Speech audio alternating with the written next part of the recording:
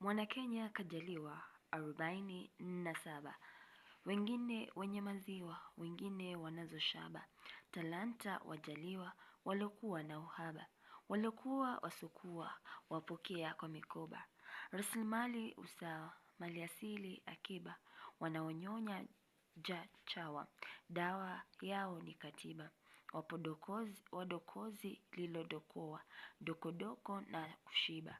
Ugatuzi ni usawa, hakuna wizi kuiba.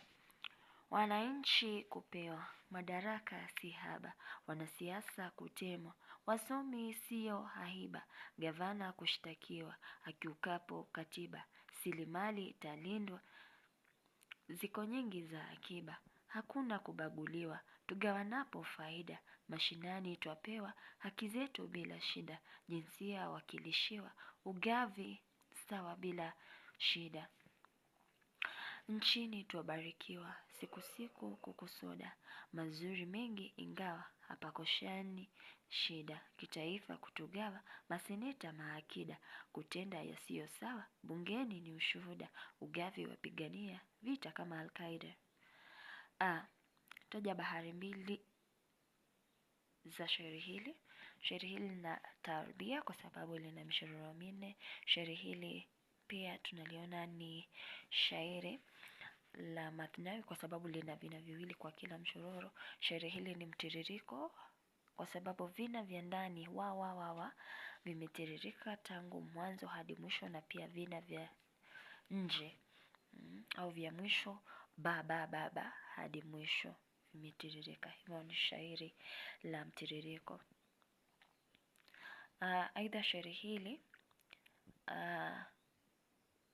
ni sabilia kwa sababu halina kibwagizo maalum. Fafanua ujumbe unaojitokeza katika ubeti wa mwisho. Mazuri mengi ingawa hapakosekani shida, kitaifa kutogawa, maseneta maakida, kutenda yasiyo sawa, bungeni ni ushuhuda, ugavi wapigania, vita kama Al-Qaeda. Ujumbe ni kwamba maseneta ndio wanao hakikisha kwamba kuna haki na usawa. Hivyo wale ambao hawafuati katiba kulingana na ugatuzi, tuseme kama ni magavana, hawa ndio wanao enda kuwashtakia na kupigania ugavi wa rasilimali. Eleza uhuru wa mshairi alilotumia ili kutosheleza mahitaji ya kiarudhi. Kwa mfano amefupisha neno rasilimali likawa silimali, yani inkisari, ili aweze kupata urari wa mizani. Angetumia neno rasilimali ingekuwa ndefu. Haya, pia waliokuwa wasokuwa, ingekuwa waliokuwa hawana, wapokea kwa mikoba. Na kuboronga sarufi huitwa ukiushi wa kisintaksia. Kwa mfano, gavana kushtakiwa akiukapo katiba.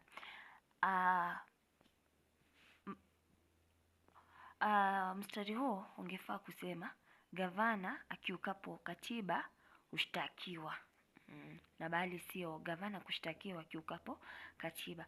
Amefanya hivi mwanzo ili aweze kupata urari wa vina. Ingemalizia katiba hapa ingekaa ni ba na ingeleta hivyo, akaamua kutumia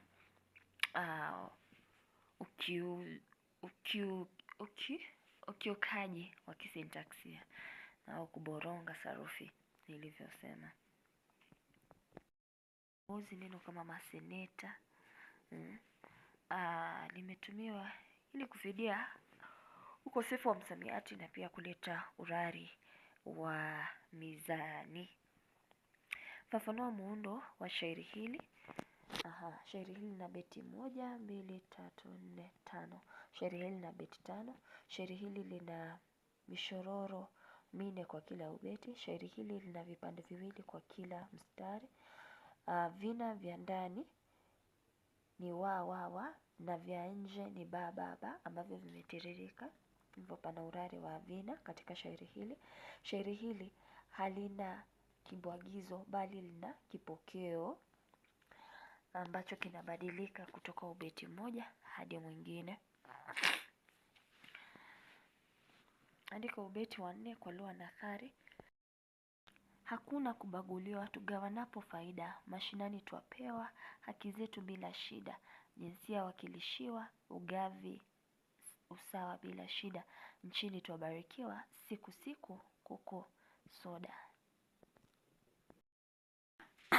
Nimeandika kwa maneno yangu nikasema kwamba Malenga anasema kuwa kutokana na ugatuzi, faida inapogawanwa hapana ubaguzi, kwani hadi walio vijijini wanapata haki bila shida.